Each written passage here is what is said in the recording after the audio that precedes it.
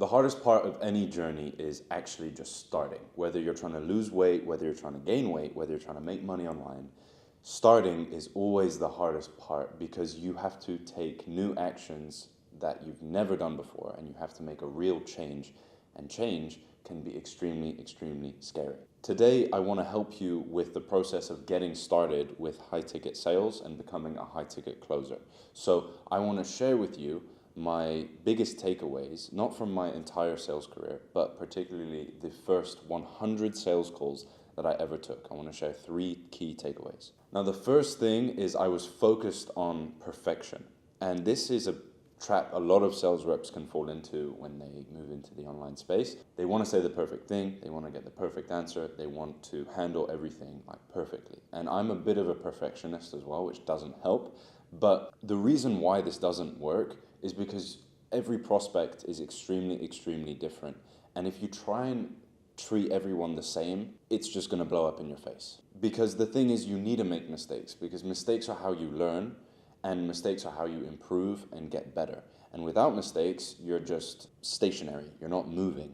And we always need to be moving forward and achieving our goals. And by making mistakes and by not trying to be perfect, we are able to achieve that much faster. So the focus should be on constant learning and reviewing and improving. So when I take my sales calls for the day, rather than beating myself up because I didn't do this right, I actually look and review at what went wrong and what I need to implement so that it doesn't happen again. And you can also do this by doing role plays or mock calls with other salespeople or even your friends or your family or whoever, just practicing the skill of sales, getting very comfortable with your framework rather than trying to have a perfect framework. Just make sure you're practicing, make sure you have a good understanding of why you say what you say, the answers you're looking for. And another reason this is so important is because you need to actually make it feel like a conversation. If you're looking for the perfect script, then you are simply just going to make the sales call extremely robotic, and it needs to feel like a conversation, not like you're trying to find the pain, that you're just having a conversation, exploring what they're currently going through, where they want to be, their ideal solution, the consequences of inaction, so that you can then pitch a tailored solution, and then you are fully armed for handling fear and logistic objections. The second thing is implementing for the sake of implementing, right? This is a common mistake I see, and I did, and I always see in even our clients, is that they'll see a YouTube video or an Instagram reel where someone is saying, do this one thing in objection handling, or do this one thing when starting your calls, and etc. And this is a massive, massive mistake that you fall into because, again, you're just implementing for the sake of implementing. When someone is telling you that you should be doing something when it comes to sales, you need to ask yourself, before you implement it, okay, why have they told me that? Why does that work for them? Does it work for me? That's the most important thing, all right? Does it work for you? Because everyone sells differently. The way I sell is not going to be the same way my clients sell. It's not going to be the same way you watching this is going to sell. Everyone is different. Everyone has different personalities. Some people do framing at the beginning of the calls. Some people don't. Some people handle objections differently to others. So it's extremely important that you understand, okay, why have I been told this piece of information? Truly get to the bottom of it. And why does it work for this person? Does this person's sales angle match my sales angle?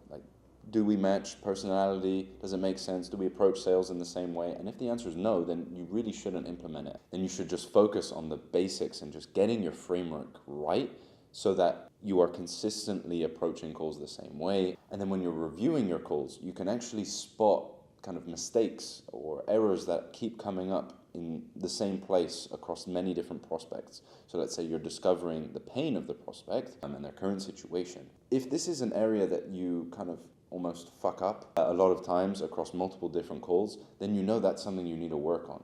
So you can build a framework that you can, adapt your framework, approach it in your next calls, review it, see if it's making an improvement, and then go from there. The whole thing I'm trying to say is just don't implement something for the sake of doing it, because everyone sells differently, and just because something worked for John doesn't mean it's going to work for Tom.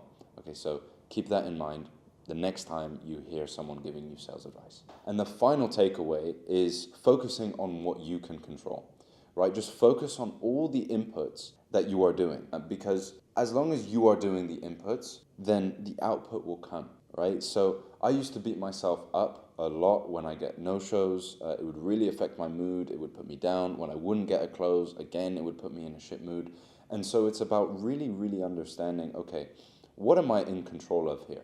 If a prospect does not show up to the call and I have called them as soon as they book in, I have sent them text reminders, I've called them the day of the call, and they don't show up, then I'm at peace with that, okay? Because I've done everything I can to ensure that this person is showing up. Or I have a setter who's doing everything that I mentioned before. So I don't need to be upset with myself that they didn't show up. If I'm not able to close a prospect because they don't have the money, right? And I've truly got that as the answer. Like maybe I've had it on sales calls, right? They show me their bank account details to show me they don't have the money. And it's like, okay, what can I do here? Nothing, right? I cannot do that. I cannot make the prospect have more money just like this. Like it doesn't work that way. So it's just a matter of understanding and coming to terms with the fact that control what you can control and do not get upset when things happen outside of your control. If you can't close a prospect because it's out of your control, okay. If you can't close a prospect because you fucked up your objection handling or because you didn't get enough pain or because you didn't really discover the cost of inaction well enough, then you can kind of hold yourself accountable, you know? Hold yourself accountable, review the call, see where you went wrong, and be back to the drawing board and take it into your next call. Do not beat yourself up because it will affect the rest of your calls. Okay, it's happened to me many, many times. When I didn't get a close, it would actually negatively affect my mood for the next call. And if I'm not showing up as the best version of myself on these sales calls, I will have a much harder time closing the deal and therefore allowing them to make the best decision for them. And also I wouldn't be able to get paid. That's everything for today's video. Hope you guys enjoyed it. Hope you guys took some notes and took some value out of it. If you guys want to work more one-on-one with myself and my business partner, Dan, check the link in the description. We can walk you through exactly how we can get you out of your sales and recruiter position and into high ticket closing the Enigma way. And yeah, I look forward to seeing you in the next video.